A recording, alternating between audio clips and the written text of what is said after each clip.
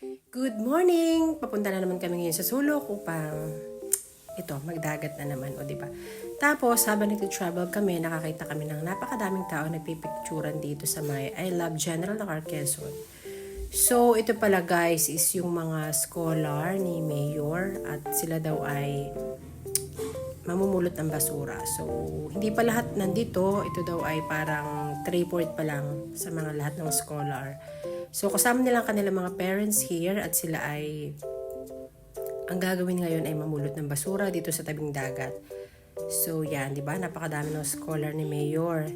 Sila daw ay, bali, 6,000 per sem ang natatanggap kay Mayor. So, yun. Then, eto, as you can see, napakadami nagdadagat ngayon kasi today is Saturday. Talaga nga namang every Saturday ay ito lang yung time ng mga person na magdagat. Ewan ko sa iba na hindi naman sila mga working, so anytime pwede naman sila magdagat. So sa mga working kagaya namin ay ito lang yung time namin para makapaggala here in tabing dagat. So as you can see, kami ulit magkakasama, then si mommy kasama ko din. Then ang dami namin nakita dito ng mga pinsanin na nagdadagat din sila. So, tamang kape lang dito sa tabing dagat, and then, syempre, kailangan nating makasang ng sariwang hangin dito sa tabing dagat. Fresh. So, fresh air, tamang unat-unat lang, tamang stretching, then habang tayo ay lumalanghap ng sariwang hangin, tayo naman ay nagkakape, o diba? Ito yung mga routine. Ito yung mga gawain ng mga Pinoy here. Then, as you can see, last week ay ganito din yung weather. Parang hindi ganun siya kainit, maluom ulit ang umagang ito. At pagpatak na ng 8 to 9 hanggang ngayon 10 a.m. is saka lang sumikat si Haring Araw. Kanina ay walang sikat ng araw. So, yun. At ito, tamang lupagi lang tayo dito sa tabing dagat. O, diba? Laki, taba. So, nung nandito na kami, nakita namin dito sina Camille at saka sina Ate Richelle. Nagdadagat din sila today. At nakakatuwa, napakadami talagang tao dito sa tabing dagat every Saturday.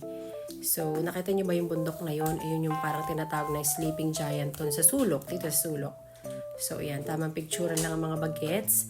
Then, yan po yung weather today here in tabing dagat. Tingnan nyo naman tong dog, nakabantay na naman kay Daddy Ronald. Every time talaga na pumupunta kami sa tabing dagat, talaga si Daddy Ronald ay may guard. Ginugwardyan siya ng mga dog. Kasi siya ay dog lover. Naamoy pala ng mga aso yung mga dog lover, charis. Ang mga dog ay tinalapit sa akin. Alam na ako hindi masyadong dog lover. So as you can see, yung mga dalang sako na yan, sila ay yung mga scholar ni Mayor at parents ng scholar ni Mayor ay nandyan. Sila ay paspasan paninimot ng basura at ito daw yung project nila ngayon. So, yon, sana po ay makapulot kayo ng maraming basura here. Kasi yung iba guys, pag pumupunta rito sa tabing dagat, pag sila ay nag-swimming, lalo na yung ibang mga nag-iinom, talagang iniiwan na lang nila yung mga basura nila dito sa tabing dagat. In the same time, pati yung mga pinag-inuman ay dito nakikita namin dito minsan pag nagdadagat kami. At syempre, nakita na naman ni Sharpay si Enoch at ang mga iba niyang friend dito sa tabing dagat na mga kalaro niya. So yun lang, just wanna share to you. Thanks for watching.